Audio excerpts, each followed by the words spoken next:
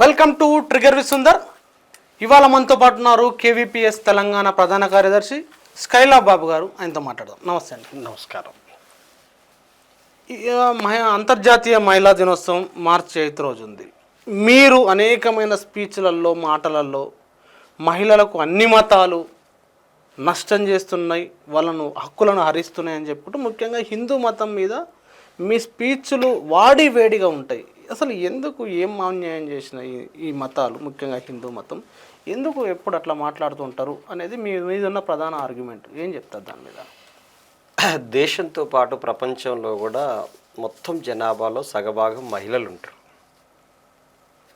కానీ ఈ సగభాగం ఉన్నటువంటి మహిళలకి సమాజంలో ఉన్నటువంటి అన్నింటిలో సమానమైనటువంటి సగభాగం అవకాశాలు రావట్లేదు.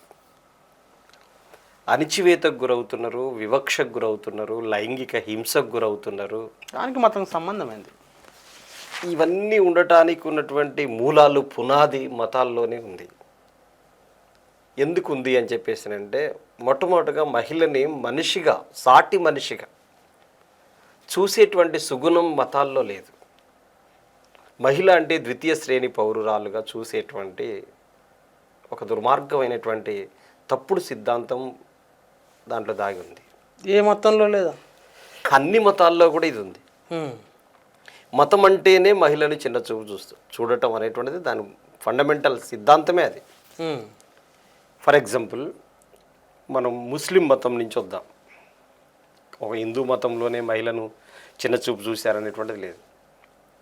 ముస్లిం మతంలో మనం చూస్తుంటాం రెగ్యులర్గా, సాధారణంగా మహిళలు ఉండేటువంటి తీరు, ముస్లిం మహిళ ఉండేటువంటి తీరుని మనం చూస్తుంటాం. ఆ మహిళ బురకా వేసి కనీసం ఫేస్ కూడా, కళ్ళు తప్ప మిగతా ఏది కనపడినటువంటి పరిస్థితి ఉంది. అంటే సమాజంలో మొత్తం మనుషులు, మహిళలు కూడా ఉన్నారు చాలామంది, ఇతర మతాల్లో ఉన్న మహిళలు కూడా ఉన్నారు. ఆ మహిళని ఈ మహిళ చూసుకునేటువంటి అవకాశం కూడా దాంట్లో కల్పించరు. ఎందుకని? అది తప్పుడు సిద్ధాంతం. ఈ మహిళ మాతో పాటు ముస్లింలో ఉన్నటువంటి పురుషుడు మాత్రం ఓపెన్గా సివిల్ డ్రెస్లో ఉండొచ్చు, ఎక్కడైనా ఉండొచ్చు. కానీ ముస్లింలో ఉన్నటువంటి మహిళ మాత్రం బుర్కా మీద ఉండాల్సిందే. తర్వాత ముస్లిం మతంలో కూడా వాళ్ళ ఆర్గ్యుమెంట్ ఒకటి ఉంటుంది దానిపైన. ఒక ఆహారం సంబంధించిన దాని మీద మూత పెట్టకుంటే ఈగలు వాళ్తాయి, అట్లనే మహిళలకు సంబంధించి కూడా బురకా వేసుకోకుంటే పరుల దృష్టి పడుతుందని వాళ్ళ ఆర్గ్యుమెంట్. అది అందుకే నేను అంటున్నా, మహిళ మీదనే పరుల దృష్టి పడుతుంది కదా. ఆమె చేసుకున్న పురుషుడు కూడా పరాయి స్త్రీ యొక్క మోజులో పడడా? దీనికి జవాబు చెప్పాలి. మహిళ మాత్రం పరాయి పురుషుడి దృష్టిలో పడుతుంది. మూత పెట్టకపోతే ఇబ్బంది అవుతుంది, పురుగులు వస్తాయి, ఈగలు దోమలు వాళ్తాయి కదా. స్త్రీ మీదనే వాళ్తాయా? పురుషుడు మాత్రం డైవర్ట్ కాలేడా? ముస్లిం పురుషులు మాత్రమే ఇట్లా ఈగ దోమ వాలకుండా పవిత్రంగా ఉంటారు కాబట్టి వాళ్ళకి ఏమి వేయకున్నా పర్వాలేదు, స్త్రీ మాత్రమే బురకా వేసి ఉండాలా? ఇది ఎక్కడి సిద్ధాంతం? తప్పుడు సిద్ధాంతం. అయితే ఒకవేళ ఇదే రైట్ అయితే అక్కడ స్త్రీ ఆ కుటుంబాన్ని రోల్ చేస్తుందా, పురుషుడు రోల్ చేస్తున్నాడా? అందులో స్త్రీలకు ఉండేటువంటి హక్కులేంటి, పురుషులకు ఉండేటువంటి హక్కులేంటి, ఎవరి కింద ఎవరు పనిచేస్తున్నారు? ఇద్దరికి సమానమైనటువంటి అవకాశాలు ఖురాన్లో చెప్పబడినాయా? చెప్పాలి కదా. ఒకవేళ అదే కనుక ఉంటే, సమానమైనటువంటి అవకాశాలే కనుకుంటే, ఎక్కడైనా ఒక స్త్రీ రోల్ చేస్తున్నట్టుగా కొన్ని కుటుంబాలని మీరు ఎక్కడైనా చూసారా? దాంట్లో అది కూడా లేదే. స్త్రీ అంటే కేవలం పునరుత్పత్తి చేసి పిల్లలకు అనేటువంటి ఒక వస్తువులాగా వాళ్ళు చూస్తారు, సహజం అది. అంతే తప్ప వాళ్ళకు సమానమైనటువంటి అవకాశాలు కల్పించిన దాఖలాలు లేవు ఎక్కడ కూడా. అందువల్ల ముస్లిం మతంలో స్త్రీకి స్వేచ్ఛ ఉందని, ముస్లిం మతంలో స్త్రీలకు హక్కులు కాపాడబడతాయని చెప్పేసి నేను ఎప్పుడు చెప్పలేదు. అది దాంట్లో కూడా లేదు. ఉన్నా చెప్పే వాళ్ళం కావచ్చు కానీ అట్లాంటి అవకాశం లేదు. అట్లాగే హిందూ మతంలో స్త్రీ, హిందూ మతంకి వచ్చేసరికి హిందూ మతంలో ఒక శ్లోకాన్ని చాలా ఎప్పుడు పాపులర్గా చెప్తూ ఉంటారు. ఎత్ర నార్యస్తు పూజ్యంతే రమంతే అనే శ్లోకం మీకు కూడా తెలుసు అనుకుంటే, ఎక్కడైతే స్త్రీని పూజించబడుతుందో అక్కడే దేవతలు సంచరిస్తారు, ప్రత్యక్షంగా కనిపిస్తారు అనేటువంటిది దాని అర్థం. మరి అంత గొప్పగా స్త్రీని వాళ్ళు పూజించినప్పుడు, గౌరవించినప్పుడు హిందూ మతంలో మహిళలకు హక్కులు లేవు అని ఎట్లా అంటారు మీరు? అందుకే మనుస్మృతి పునాది మీద హిందూ మతం కొనసాగుద్ది. మనస్ఫూర్తిదే కదా ఈ శ్లోకం కూడా. అదే మనుస్మృతిలోనే ఉన్నటువంటి అధ్యాయాల్లో 2వ అధ్యాయం కానీ 8వ అధ్యాయం 3వ అధ్యాయం 9వ అధ్యాయం ఇట్లాంటి ఒక 4 అధ్యాయాల్లో 67 శ్లోకాలు మహిళలకు సంబంధించినటువంటివి ఉన్నాయి. 67 శ్లోకాలు చదివారా? ఈ 67 మీరు చదివారా? ఈ 67 66 శ్లోకాలు మహిళల్ని అణిచివేయటం కోసం రాయబడ్డాయి, మహిళని నీచంగా చూడటం కోసం రాయబడ్డాయి. ఒక్క శ్లోకం మాత్రమే ఇది ఉంది. ఇది కొంత బెటర్గా ఉన్నట్టు కనిపిస్తుంది కానీ ఈ 66 కింద ఒక్కటి నలిగిపోదా? ఇది ఒక్కటి చెప్పి 66 ఏం చెప్పారు? నా స్త్రీ స్వాతంత్రం అనర్హతి అని చెప్పేసి చెప్పారు. స్త్రీకి స్వేచ్ఛ లేదు, స్వాతంత్రం లేదు అని చెప్పేసి దాంట్లో రాయబడి ఉంది. మనుస్మృతిలో రాయబడి ఉంది. స్త్రీ ఎప్పుడు ఎక్కడ ఎలా ఉండాలి, పుట్టుక నుంచి మొదలుకుంటే చచ్చిపోయేంత వరకు స్త్రీ ఎక్కడ ఎలా ఉండాలి, ఎలా మెదులుకోవాలనేటువంటి చాలా విషయాలు దాంట్లో చెప్పబడ్డాయి. దాంట్లో ఎక్కడ గౌరవింపబడలేదు. అన్నింటిలో కూడా ఆడపిల్ల పుట్టగానే వరకట్నం ఇయ్యాల్సి వస్తుందనో, లేకపోతే నా వంశాన్ని మోసేటువంటి మనిషి కాదు కదా, నా వంశానికి వారసుడు కాదు కదా, ఈమె ఇంకో ఇంటికి పోయి బతికేదా, ఆడపిల్ల అక్కడి పిల్ల, వాళ్ళు అది కూడా చెప్తారు, ఆ సిద్ధాంతం కూడా చెప్తారు. ఆడపిల్ల ఈడపిల్ల కాదు, ఆమె ఇంకో ఇంటికి పోయి బతకాల్సింది కాబట్టి నా వంశాన్ని మోయదు. కాబట్టి గర్భంలోనే చంపుతున్నటువంటి స్థితిని మనం చూస్తున్నామంటే ఒక స్త్రీ పాత్ర ఏంటో మనం చూడవచ్చు. స్త్రీలని చదివించకపోయేది స్టార్టింగ్లో. స్త్రీ చదువుకోవటం నిషేధం. మీరు జ్యోతిబా పూలే కాలం వచ్చే నాటికి మీరు చూడండి, అస్పృశ్యులకి స్త్రీలకి బాలికా పాఠశాలని మొట్టమొదటిసారి నాగ్పూర్లో 1873లో సత్యశోధక్ సమాజ్ ప్రారంభంతో అదే పెట్టారు. స్త్రీకి స్వేచ్ఛ లేదు, చదువుకునే హక్కు, సమాజాన్ని తెలుసుకునేటువంటి హక్కు లేదు కదా. అందుకని స్వేచ్ఛ స్వాతంత్రాలు స్త్రీకి ఉండకూడదు అనేటువంటిది. అట్లాగే స్త్రీ బాల్యంలో తండ్రి చాటున పెరగాలి, చాటున కింద. యవనంలో భర్త పాదాల దగ్గర పెరగాలి, వృద్ధాప్యంలో కొడుకు కనుసన్నల్లో పెరగాలి అని చెప్పేసి ఉంది. దాన్ని వాళ్ళు ఏం చెప్తారంటే, బాల్యంలో తండ్రి తోడుగా, పెళ్ళైన తర్వాత భర్త తోడుగా, కొడుకు పుట్టిన తర్వాత కొడుకు తోడుగా ఉండాలి. తోడుగా ఉంటే తప్పేంది, ఎందుకు మీరు వక్రీకరిస్తారు అంటున్నారు.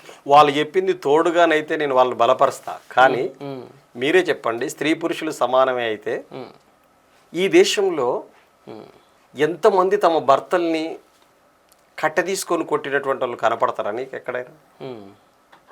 భర్త పాదాల కింది దగ్గరనే భార్యలు ఉంటారే కానీ భార్య భర్త మీద ఆధిపత్యం చేస్తున్నట్టు మీకు ఎక్కడ కనిపిస్తుంది? కనపడదు.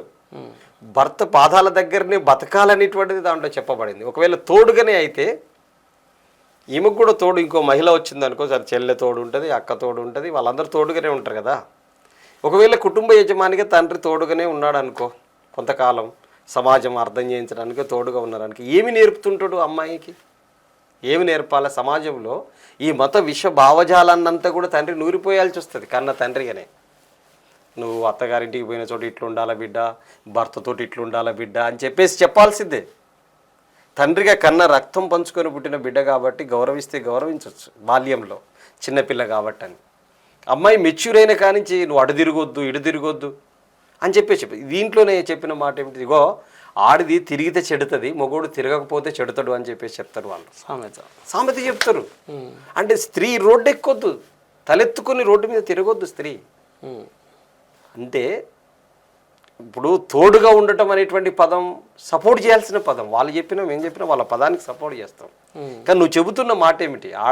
మహిళ తిరిగితే చెడిపోద్ది అని చెప్పావు కదా, తిరగనీయలేదు కదా, వంటింటి కుందేలుగా పడించినావు కదా, నువ్వు వంట గదిలో అన్నం వండి పెట్టేటువంటి ఒక వస్తువుగా తయారు చేసావు కదా, పిల్లల్ని కనేటువంటి ఒక పునరుత్పత్తి చేయడానికి కావాల్సినటువంటి ఒక వస్తువుగా, ఒక పదార్థంగా మార్చావు కదా. ఎక్కడ స్వేచ్ఛ, ఎక్కడ సమానత్వం ఉందో మనం చెప్పగలగాలి.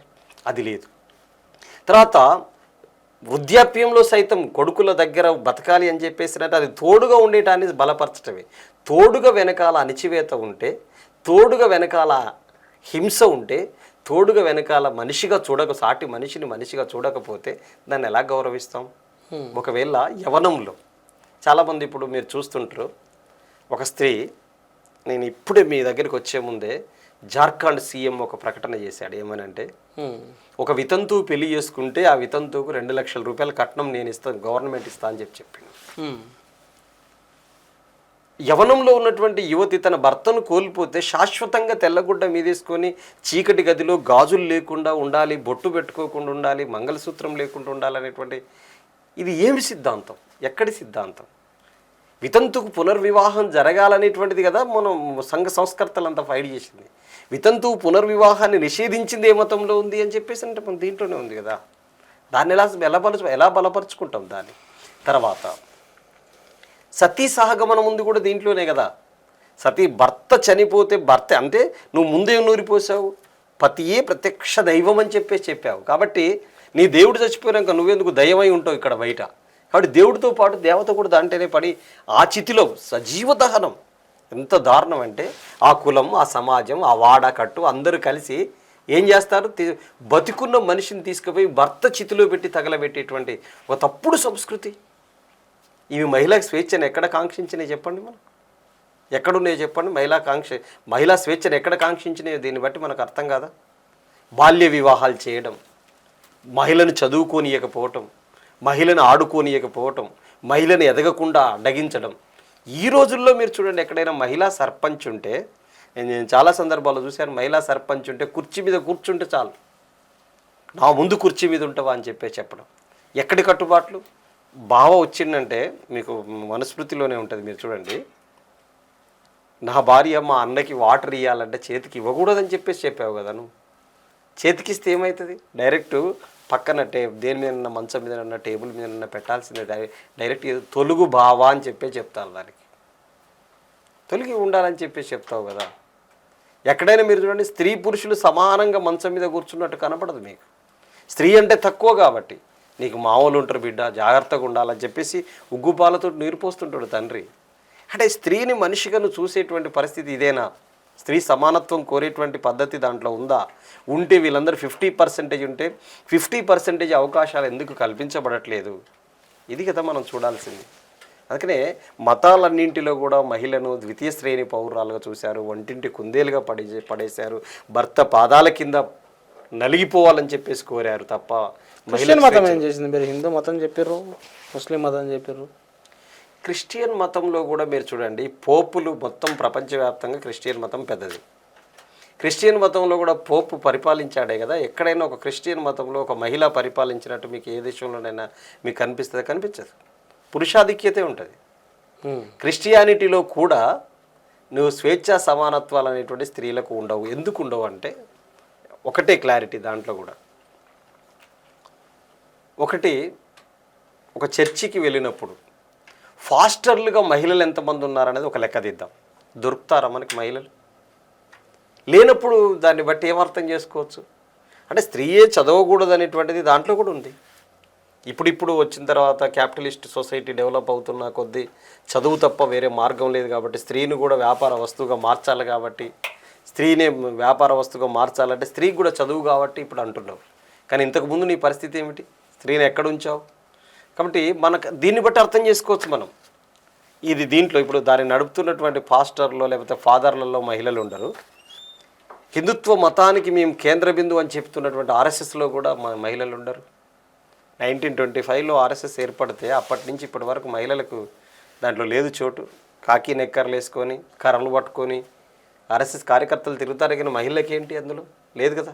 ఇప్పుడిప్పుడే పాఠశాలల్లో సేవికా మండలో ఏదో పేరు మీద మహిళల్ని ఆర్గనైజ్ చేసేటువంటి వారు ఇప్పుడు చేస్తున్నారు. కానీ మీ ఫండమెంటల్ థియరీ ఏమిటంటే మహిళ ఇది ఎక్కొద్దని.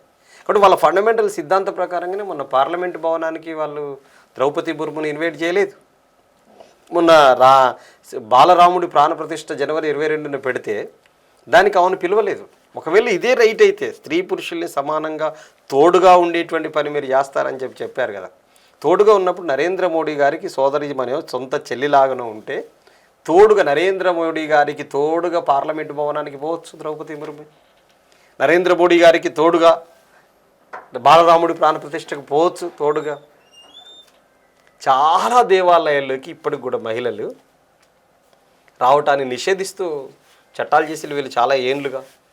భారత రాజ్యాంగం ఏర్పడ్డ తర్వాత మహిళా స్వేచ్ఛ కోసం డాక్టర్ బిఆర్ అంబేద్కర్ చేసిన కృషి ఫలితంగా ఆ రోజు హిందూ కోడ్ బిల్లు పెడితే దాన్ని కాంగ్రెస్ ఆమోదించకపోయినప్పుడు దానికి రిజైన్ చేసి బయటకు వచ్చిన తర్వాత మహిళలందరికీ చట్టసభల్లో సమానమైనటువంటి అవకాశాలు ఉండాలని చెప్పేసి రిజర్వేషన్స్ ప్రవేశపెట్టిన తర్వాత ఇప్పుడు ఇవన్నీ వస్తున్నటువంటి.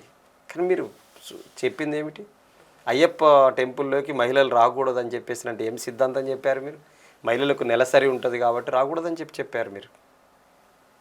మహిళలకు నెలసరి ఉండటం అనేటువంటిది అదేమన్నా తప్పిదమా? అదేమన్నా అంటువా ముట్టువా? నువ్వు ఆ తల్లి గర్భంలోకి వెళ్ళే కదా నువ్వు కూడా పుట్టింది. ఎందుకని నువ్వు అంత తక్కువ వేసి చూసినావు మహిళను? అందువల్ల ఒక తప్పుడు సిద్ధాంతంతో దేశాన్ని వేల సంవత్సరాలుగా పరిపాలిస్తున్నటువంటి వాళ్ళు. ఇవేవి మామూలుగా రాజ్యాంగ చట్టాల్లో డెమోక్రటిక్గా ఉండేటువంటి అంశాలు కావు. ఇవి మానసిక చట్టాలుగా వేల సంవత్సరాలుగా మహిళను మనిషిగా చూడకుండా చూసేటువంటి ఒక తప్పుడు సంస్కృతి ఇది. వీటన్నిటికీ వ్యతిరేకంగా అన్ని మతాల్లో కూడా సంస్కరణ ఉద్యమాలు వచ్చినాయి. నువ్వు వితంతు పునర్వివాహం జరిపించాలని చెప్పేసానంటే మీరు జ్యోతిబా పూలే సంఘ సంస్కర్తలుగా వాళ్ళు వితంతువులకు పునర్వివాహాలు చేశారు, శరణాలయాలు ఏర్పాటు చేశారు. వితంతువుకు పుట్టిన బిడ్డను సాకిండు ఆయన, పెద్దోడై పెళ్లి చేసి డాక్టర్ని చేసిండు జ్యోతిబా పూలే. ఆశమషి కాదు కదా. బాలికలు చదువుకోకూడదని చెప్పేసి నువ్వు అంటేనే చదువు మొట్టమొదటి పాఠశాల పెట్టాడు కదా. దీన్ని బట్టి ఏం అర్థం చేసుకోవచ్చు? నువ్వు చదువు నిషేధించినవు, రోడ్డు ఎక్కకూడదని చెప్పినావు, తలెత్తుకొని నిలబడొద్దని చెప్పినావు, నీకు సమాన అవకాశాలు లేవని చెప్పినావు, నువ్వు భర్త పాదాల కింద పడి బతకాల్సిందే అని చెప్పినావు. ఇవన్నీ చెప్పిన తర్వాత ఏంటి? నువ్వు వితంతు అయితే చచ్చిపోయేంత వరకు అట్టనే ఉండాలన్నావు. నీ భర్త చచ్చిపోతే నీ భర్త చితిలో తగలేయాలని చెప్పినావు. ఇవన్నీ దేనికి సంకేతాలు? మహిళకు తోడుగా ఉండే సంకేతాలా? మహిళా సమానత్వాన్ని కాంక్షించిన సంకేతాలా? ఇవి దేనికి ఉపయోగపడేటువంటివి? నువ్వు మహిళవు మనిషివి కాదని చెప్పినటువంటి సంకేతాలు ఇవన్నీ. అందుకని మతాలన్నీ కూడా మహిళ పట్ల ఏమాత్రం గౌరవనీయమైనవి కావు. మతాలన్నీ కూడా మహిళని చిన్నచూపు చూసేదే, హింస పాలు చేసిందే, అణిచివేసిందే, ఎదగనీయలేదు, ఎదగనీయలేదు మహిళల్ని ఈ మతాలన్నీ. అట్లనే ఇప్పుడు అంతర్జాతీయ మహిళా దినోత్సవం ఎందుకు వచ్చింది? దాని హిస్టరీ ఏంది? ఒకసారి మా T10 ప్రేక్షకుల కోసం చెప్తారా? అంతర్జాతీయ మహిళా దినోత్సవం మొట్టమొదటిసారిగా ఒకటి సమానత్వ హక్కు కోసం, ఓటు హక్కు సాధన కోసం, ఈ రెండింటి కోసం మొట్టమొదటిసారిగా జర్మనీలో క్లారా జెట్కిన్ అనేటువంటిది సోషల్ డెమోక్రటిక్ పార్టీ నాయకురాలుగా ఉండేది. ఆమె మొట్టమొదటిసారిగా ఒక మహిళా సమావేశాన్ని ఏర్పాటు చేసి కేవలం మహిళలు మాత్రమే పని మాత్రం అందరితో పాటు కలిసి చేస్తున్నారు మహిళలు, కానీ వాళ్ళకు మాత్రం సమానమైనటువంటి అవకాశాలు రావట్లేదు.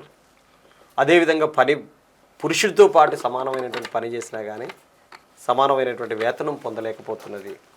ఓటు హక్కు అంటే పురుషులకు మాత్రమే ఉంది, మహిళలకు లేదనేటువంటిది రెండు ముఖ్యమైనటువంటి డిమాండ్స్ మీద మహిళలందరినీ గ్యాదర్ చేసే పని మొట్టమొదటిసారిగా 1908లో ఆమె ప్రయత్నం చేసింది. అప్పటికీ ఆమె సోషల్ డెమోక్రటిక్ పార్టీని లీడ్ చేస్తున్నటువంటిది. రష్యాలో చాలా దేశాల్లో పారిశ్రామిక విప్లవాలు, అప్పటికే ప్యారిస్ కమ్యూన్ వచ్చింది, దాంట్లో మహిళలు ప్రత్యక్ష పాత్ర నిర్వహించారు. వీటన్నిటి వెలుగులోకి వెళ్ళి క్లారా జెట్కిన్ మొట్టమొదటిసారిగా మహిళల సమావేశాన్ని నిర్వహించింది. ఇంటర్నేషనల్ కూడా అన్ని దేశాల్లో వస్తున్నటువంటి పారిశ్రామిక విప్లవాల తర్వాత వస్తున్నటువంటి మహిళ యొక్క పాత్రను గుర్తించినటువంటి ఆమె మనకంటూ కూడా ఒక డే ఉండాలి, అందుకని IWD అనేటువంటిది మొట్టమొదటిసారిగా ఇంటర్నేషనల్ ఉమెన్స్ డే అనేటువంటిది మొట్టమొదటిసారిగా ఆమె ప్రతిపాదన తీసుకొచ్చింది. న్యూయార్క్లో ఒక 15,000 మందితోటి మొట్టమొదటిసారి ప్రదర్శన నిర్వహించింది ఆమె. ఆ తర్వాతనే ఇంటర్నేషనల్ ఉమెన్స్ డే అనేటువంటిది మార్చి 8 ధారావాహికంగా అట్ట డిమాండ్స్ మీద వచ్చింది. ఆమె ఒక ముఖ్యమైనటువంటి విషయాలు చెప్పింది. ఒకటి ఏమిటంటే ఇంటర్నేషనల్ ఉమెన్స్ డే అంటే ఏదో ఇది ఈవెంట్ లాగా చేసుకునేటువంటిది కాదు. చాలామంది ఇప్పుడు ఇంటర్నేషనల్ ఉమెన్స్ డే అని చెప్పేసానంటే మహిళలకు శాలువాలు కప్పడం ఇవన్నీ చేయటం అనేటువంటిది చేస్తున్నారు, కీర్తిస్తున్నారు. ఆ రోజు ఆ ఒక్కరోజు మాత్రమే గౌరవించి మిగతా 364 రోజులు హింసించేటువంటి సంస్కృతి ఉండకూడదు. మొత్తం సమానమైనటువంటి ఆ రోజు ఇచ్చినటువంటి గౌరవం ఎల్లకాలం ఉండే విధంగా చూస్తే తప్ప దానికి ఉండదు. ఆమె కోరింది అదే. ఇంటర్నేషనల్ ఉమెన్స్ డే అంటే మహిళ యొక్క హక్కులు, సామాజిక, ఆర్థిక, రాజకీయ, సాంస్కృతిక వాళ్ళ యొక్క డిమాండ్స్ ఏమేమి ఉంటున్నాయో ఆ డిమాండ్స్ని గౌరవించేటువంటి పాలనా పద్ధతి కావాలి, ఆ డిమాండ్స్ని యొక్క అమలు చేసేటువంటి పరిపాలన విధానం రావాలి అని చెప్పేసి కోరారు. ఆమె ఇంటర్నేషనల్ ఉమెన్స్ డేలో ఒక గొప్ప స్పీచ్ ఇచ్చింది. ఏమనంటే ఆడంబరాల కోసం, ఈవెంట్స్ కోసం, సత్కారాల కోసం పెట్టేటువంటి ఉమెన్స్ డే కాదు మాకు కావాల్సింది. అవి కనుక జరిపితే కేవలం మహిళని గౌరవించి ఆ ఒక పూట గౌరవించే వాళ్ళు చేసేదానికి శాశ్వతంగా గౌరవించబడేటువంటి వాళ్ళకు చేసేదానికి మధ్యలో డిఫరెన్స్ ఆమె ఎగ్జాంపుల్ తోటి చెప్తుంది. ఇసుకతోటి ఇల్లు కట్టుకోవాలి అని చెప్పేసి మీరు ఎట్లయితే భావిస్తారో అది నిలబడదు. ఇసుకలో ఇటుక కలిపి కడితేనే ఆ భవనం నిలబడుతుంది అని చెప్పేసి చెప్తారు. అందుకనే శ్రామిక మహిళలు ఎవరైతే ఉన్నారో శ్రామిక మహిళలు వాళ్ళ విముక్తి కోసం ఫైట్ చేసేటువంటి పద్ధతులలో వాళ్ళకు చేయూతనిచ్చేటువంటి పురుష సమాజం ఉండాలి అని చెప్పేసి కోరుతుంది. అంటే కంప్లీట్ వాళ్ళు విముక్తి కావడానికి కావాల్సినటువంటి సమాజంలో మేము సగభాగం ఉన్నాం కాబట్టి మాకు సమానమైనటువంటి అవకాశాలు, సగం అవకాశాలు కావాలి. మేము అగ్రికల్చర్లో ఉన్నాం, అంతరిక్షంలో ఉన్నాం, పురుషుడు ఎక్కడుంటే మేము అక్కడ ఉన్నాం కాబట్టి మాకు అవకాశాలు కల్పించండి, మమ్మల్ని అణిచివేయకండి, మాపై హింస పెంచకండి, మమ్మల్ని లైంగికంగా వాడుకోకండి. అత్యాచారాలు, గృహహింస, లైంగిక వేధింపులు ఇవన్నీ రోజు రోజుకు పెరుగుతున్నటువంటి పరిస్థితి కదా. ఇప్పుడు చూస్తే అప్పుడు వాళ్ళు కోరినటువంటిది అయితే ఈ అంశాల్లో మా సమానత్వం ఏమిటి అని చెప్పి ప్రశ్నించడం కోసం వాళ్ళు వచ్చినటువంటిది. అందుకనే ఒక ఈవెంట్ లాగా చేసేటువంటిది కాదు ఇది. మొత్తం మహిళా విముక్తి కోసం బాటలు వేసే విధంగా తమ హక్కులేంటో తమ డిమాండ్స్ ఏంటో నెమరవేసుకోవటం కోసం వాళ్ళు ఒక డేను ప్రకటించుకున్నారు. వాళ్ళ హక్కుల్ని నెమరవేసుకోవటం కోసం పెట్టుకున్నారు. పరిపాలించేటువంటి వాళ్ళు వాళ్ళ హక్కుల్ని గౌరవించే విధంగా ఉండాలి తప్ప ఒక్కరోజు గౌరవించి 364 రోజులు అవమానించేటువంటి పద్ధతుల్లో ఉండకూడదు అనేటువంటిది ఆమె కోరినటువంటి ఆ రూపంలో వచ్చినటువంటిది అంతర్జాతీయ మహిళా దినోత్సవం. అయితే దీన్ని చాలామంది వివిధ కలర్స్లలో రంగుల్లోకి తీసుకెళ్తున్నారు. చీరలు ఇవి కట్టాలని చెప్పేసి, బెలూన్స్ ఈ కలర్లో ఉండాలని చెప్పేసి ఆ రూపంలో అంతర్జాతీయ మహిళా దినోత్సవాన్ని వక్రీకరిస్తున్నారు.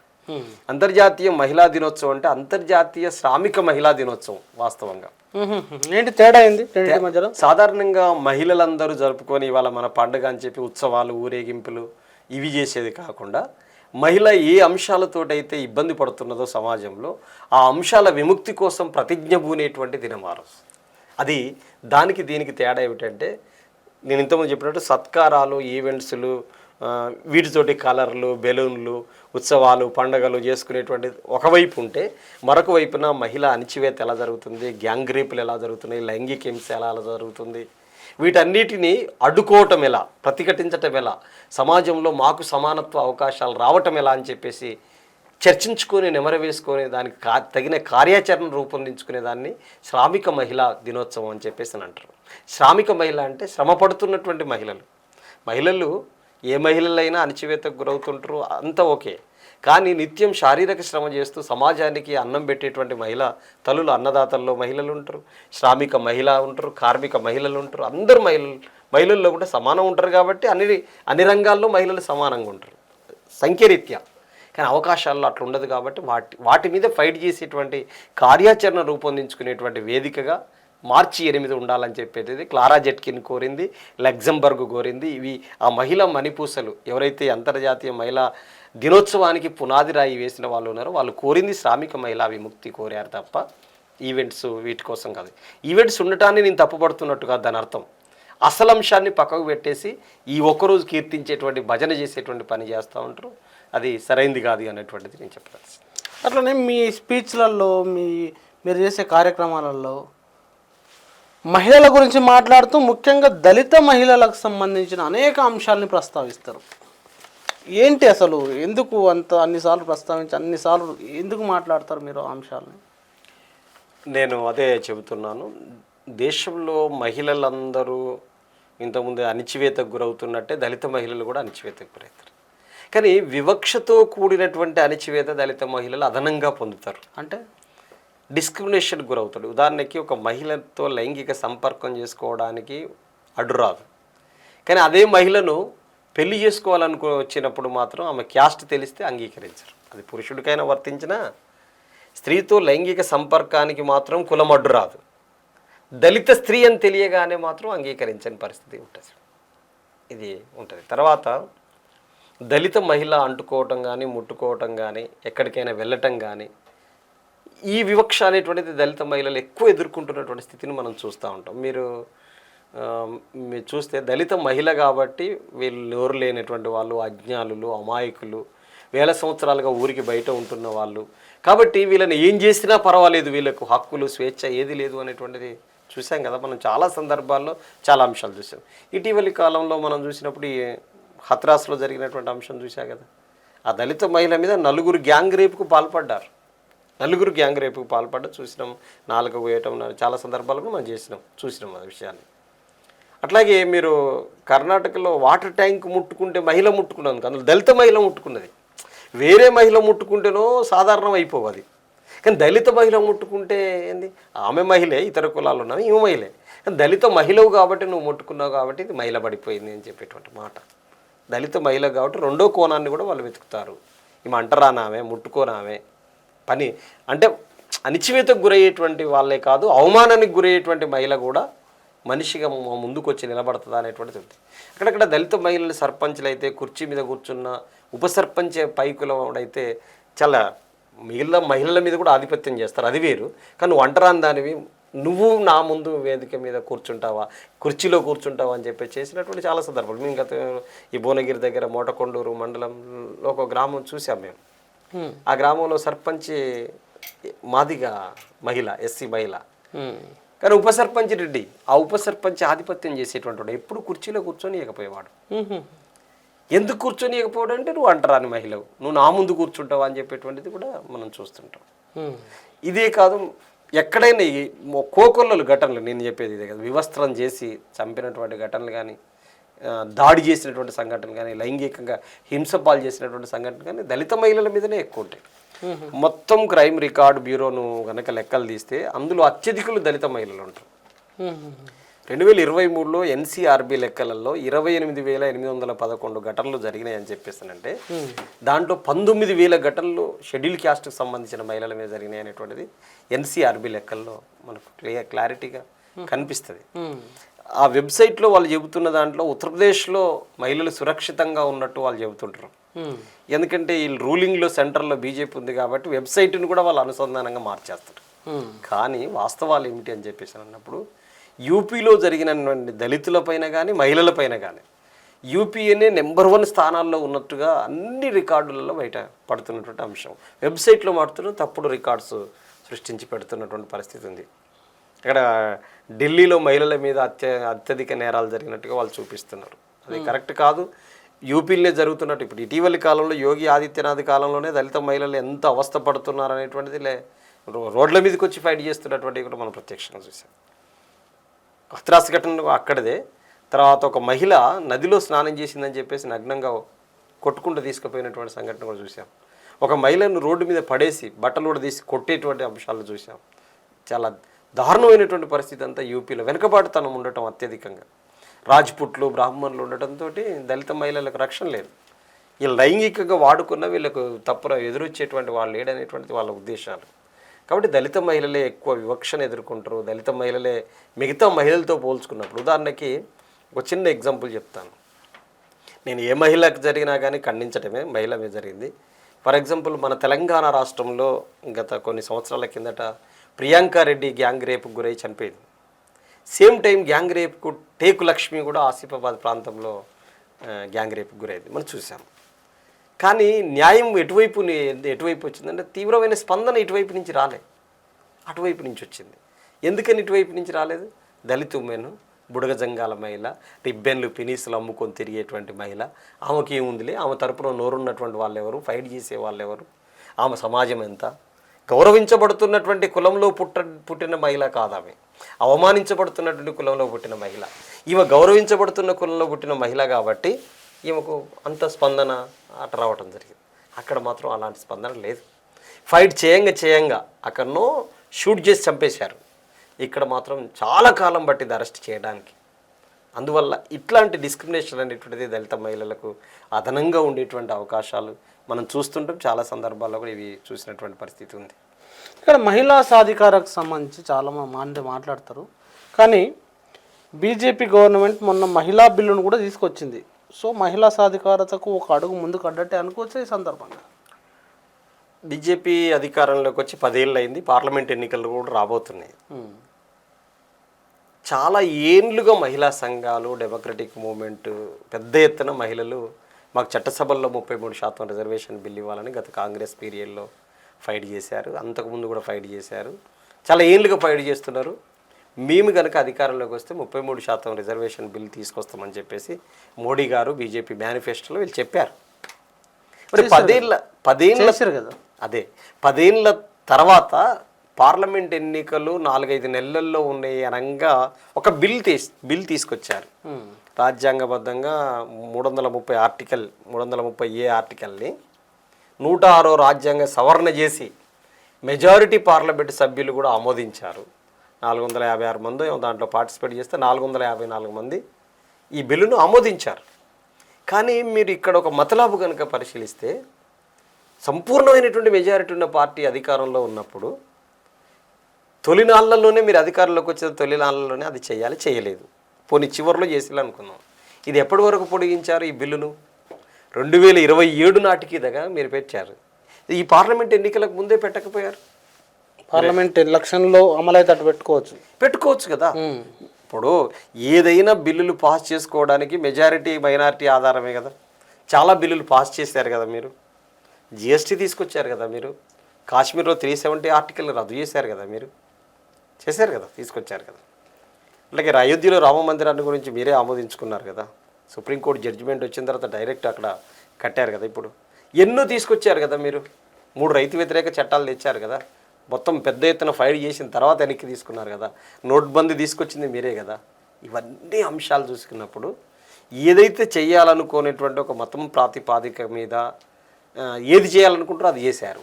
మహిళా ఓటు బ్యాంకు కోసం బిల్లు తెచ్చారే తప్ప మహిళా సమానత్వం కాంక్షించే వాళ్ళైతే ఈ పార్లమెంట్ ఎన్నికల్లోనే బిల్లు పాస్ చేయొచ్చు.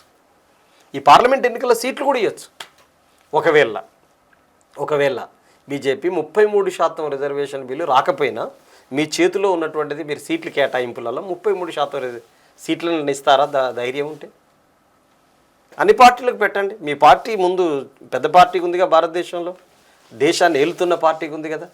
మహిళా సమానత్వం కోరే వాళ్ళైతే బిల్లు పొడిగించారు. అది ఎన్నికల దృష్టితోటే బిల్లు తీసుకొచ్చారు. మహిళా సమానత్వం కోరే వాళ్ళైతే బిల్లు పాస్ చేసేవాళ్ళు.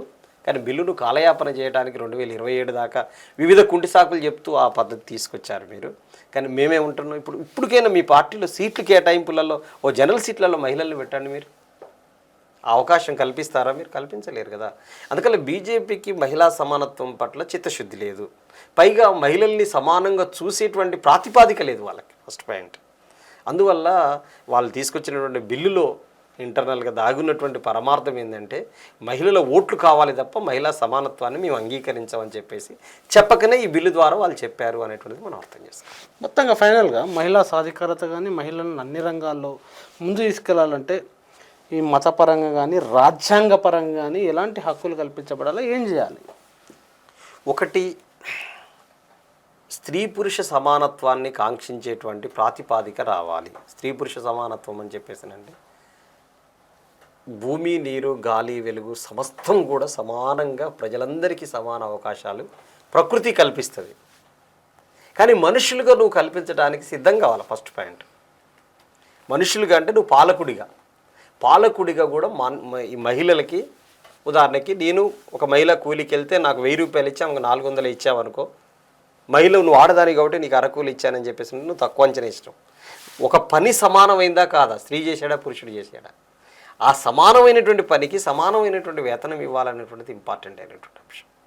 అట్లా కాకుండా పురుషుడికో వేతనం స్త్రీకో వేతనం ఇచ్చేటువంటి ఇది డిస్క్రిమినేషన్, వివక్షాపూరితమైనటువంటి ఇది ఉండకూడదు. తర్వాత చట్టాలని చేసేటువంటి స్థానాల్లో మహిళలు ఉండాల్సిన అవసరం ఉంది, చట్టసభల్లో. అట్లాగే స్త్రీని మీద జరుగుతున్నటువంటి హింస ఏదైతుందో, లైంగిక వేధింపులు కావచ్చు, గృహ హింస కావచ్చు, ఆధిపత్యం కావచ్చు, లేకపోతే స్త్రీలను అణిచివేసేటువంటి పద్ధతులు ఏవైతున్నాయో వాటన్నిటిని సమూలంగా మార్చాలి. అది క్రిస్టియానిటీలో ఉన్నా, ముస్లింలో ఉన్నా, హిందుత్వంలో ఉన్నా, ఎలా ఉన్నా కానీ మహిళ పురుషుడు సమానమే అని చెప్పగలిగేటువంటి ఒక అంశాన్ని ఒక ప్రోగ్రెసివ్గా ముందుకు తీసుకురావాలి. అట్లాగే సాంస్కృతిక బృందాలని తయారు చేసి ఆ మతాల్లో ఉన్నటువంటి తప్పుడు సంస్కృతిని సంస్కరించేటువంటి పద్ధతులలో తీసుకురావాలి. అట్లాగే మహిళా చదువుని కాంక్షించాలి, మహిళా ఉపాధిని కాంక్షించాలి, మహిళల్ని అన్ని రంగాల్లో అభివృద్ధి చేయాలనేటువంటిది చూడాలి.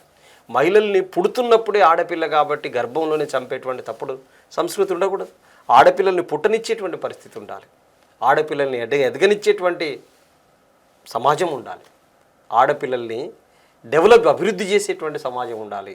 ఆడపిల్ల అంటే సమాజానికి పునరుత్పత్తికి కేంద్రం, నూతన సమాజానికి కేంద్ర బిందువు మహిళ.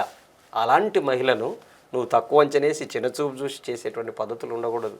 అందుకని అన్ని రంగాల్లో మహిళలకి సమానమైనటువంటి, పురుషుడితో పాటు సమానమైనటువంటి అవకాశం కల్పించేటువంటి ఒక స్పష్టమైనటువంటి బిల్ అంటే పార్లమెంటులో చట్టసభల్లో 33% రిజర్వేషన్ బిల్లే కాదు, మొత్తం స్త్రీ పురుష సమానత్వాన్ని కాంక్షించేటువంటి పద్ధతులలో ఉండాలి. అంటే రాజ్యాంగం చాలా హక్కులు కల్పించింది, ఆ హక్కుల్ని అమలు చేసేటువంటి పద్ధతి ఉండాలి. ఇవాళ రాజ్యాంగంలో మహిళలకి ఎన్ని రకాల అవకాశాలు కల్పించబడ్డాయో, ఎస్సీ ఎస్టీ బీసీలకి ఇప్పుడు రిజర్వేషన్స్ ఉన్నట్టుగానే మహిళలకు కూడా రిజర్వేషన్స్ ఆ స్థాయిలో కల్పించబడట్లేదు, వాళ్ళకున్న సంఖ్య అంతా కల్పించబడట్లేదు. అట్లాంటి అవకాశాలు రాజ్యాంగం బేస్ మీద ఉన్నటువంటి వాటన్నిటిని కూడా ముందుకు తీసుకురావాల్సిన అవసరం ఉంటుంది. అట్లా మహిళల్ని ముందుకు తీసుకెళ్లాల్సిన అవసరం ఉంది. అల్టిమేట్గా మహిళా సమానత్వం ఎక్కడి నుంచి వస్తుందంటే, మహిళ కంటే పురుషుడు ఎక్కువ అనేటువంటి సంస్కృతి లేనప్పుడు వస్తుంది. పురుషుడి కంటే మహిళ తక్కువ అని చెప్పి నీచంగా చూసేటువంటి సంస్కృతి, ఆ విధానం లేనప్పుడు స్త్రీ పురుష సమానత్వాన్ని కాంక్షించేటువంటి ఒక సమానత్వ సమాజం కోసం అందరూ కలిసి పనిచేసినప్పుడు మాత్రమే మహిళా సమానత్వం సాధ్యమవుతుంది. థ్యాంక్ యూ వెరీ మచ్ స్కైలాబాబు గారు. Thank you. ప్రజలారా విన్నారు కదా, మహిళా సాధికారత అంటే మహిళా సమానత్వం, మహిళలు ఆత్మగౌరవంతో బతకాలంటే మహిళల్ని అన్ని రంగాల్లో అభివృద్ధి చేయాలి, అది రాజ్యాంగపరమైన హక్కులు కల్పించాలి, అట్ ద సేమ్ టైం మతాల్లో కూడా సంస్కరణ రావాలి అని చెప్పేసి స్కైలాబాబు గారు అన్నారు. మరి స్కైలాబాబు గారు చెప్పిన అంశాలపైన మీ కామెంట్ కూడా తప్పకుండా అండి. Thank you very much. చూస్తూనే ఉండండి టీ10.